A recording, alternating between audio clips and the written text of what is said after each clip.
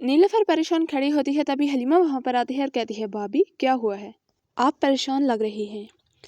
नीलूफर कहती है कि तुम्हें नहीं मालूम, एक तरफ मलहून खातून और दूसरी तरफ गोंजा, दोनों मेरे खिलाफ साजिशें करने में मसरूफ़ हैं। वो ये बातें कर ही रही होती हैं कि दूसरी तरफ दुर्सन उन्हें छुपकर देख रहा होता है। तभी नीलूफर वहाँ से चली जाती है और पीछे दुर्सन खुफिया तरीके से निकलकर एक खेमे में घुस जाता है।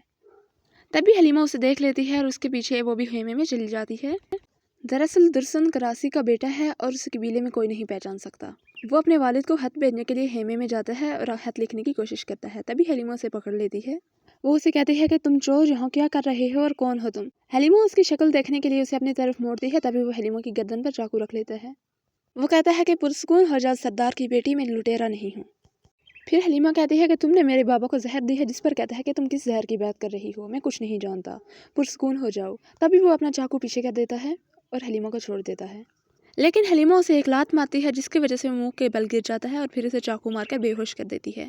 फिर वो वहाँ से बाहर चली जाती है। तभी वहाँ पर आयकूत आता है और कहता है कि फातिमा खातून आई है और ये शदीद जख्मी है। हलीमा पूछती है कि मेरी बहन तो सलामत है, तो वो कहता है जी बिल्कुल वो सलामत है।